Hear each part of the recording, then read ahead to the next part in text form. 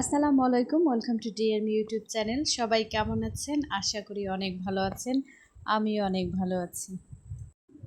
আগের ভিডিওতে যেমনটি বলেছিলাম, আমি কয়েকদিন পরপর পুরনো ভিডিওগুলোই আপলোড দিব। এটা অনেক আগের ভিডিও। আমরা বইমেলাতে গিয়েছিলাম আমার ছেলেকে নিয়ে, এবং সেখানে কি কি করেছি সেটাই থাকছে ছোটোখাটো করে। সেদিন 21শে ফেব্রুয়ারি ছিল, প্রচণ্ড ভিড় ছিল। আসলে গিয়ে তখন খুবই একটা খারাপ অবস্থার মধ্যে পড়েছিলাম। বাচ্চাকে ঢুকতেই তাদের এই আর্টগুলো দেখছিলাম, ভীষণ সুন্দর আর্ট করে। কিন্তু আমার কাছে মনে হয় ওরা বসে বসে যখন আর্টগুলো করে তখন আর এত বেশি সুন্দর হয় না, কিন্তু ওরা আগে থেকে করে নিয়ে আসে, ওটা বেশি সুন্দর লাগে আমার কাছে। তো আমার ছেলে বেলুন দেখলেই কিনতে চায়, তার খুবই পছন্দ এই কালারফুল বেলুনগুলো। তো যেখানেই দেখছে ও হাত বাড়িয়ে দিচ্ছে। তো তারপর ভাবলাম যে কিনেই দেই। আমরা বাইরে বের হলে আমার ছেলে এটা ওটা চাইলে আমরা অনেক সময় ওটা ইগনোর করি। এটা পরবর্তীতে অভ্যাসে পরিণত হয়ে যাবে, এই জন্য আর কি। আর বাইরের খাবারের ক্ষেত্রেও ওর আসলে 18 মাস বয়স, তো এখনও ওরকমভাবে খুব জোরালোভাবে কোনো কিছু চাইতেও পারে না।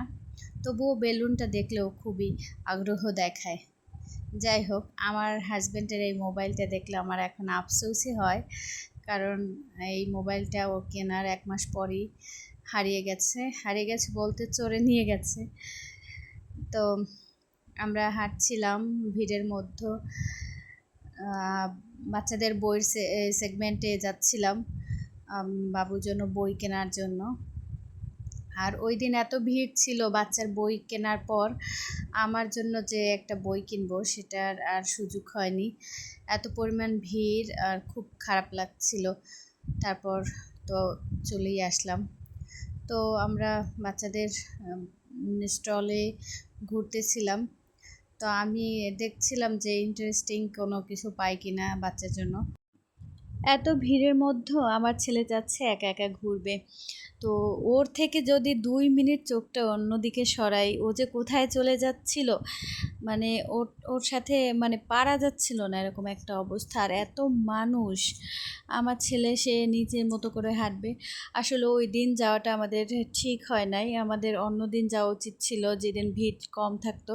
এরকম পরিবেশে বাচ্চাদের নিয়ে যাওয়াটা একটু রিস্কি। আর বইমেলায় বাচ্চাদের নিয়ে যাওয়া উচিত আমি মনে।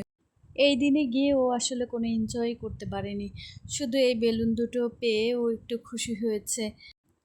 ভিডিওটির একদম শেষে চলে এসেছি।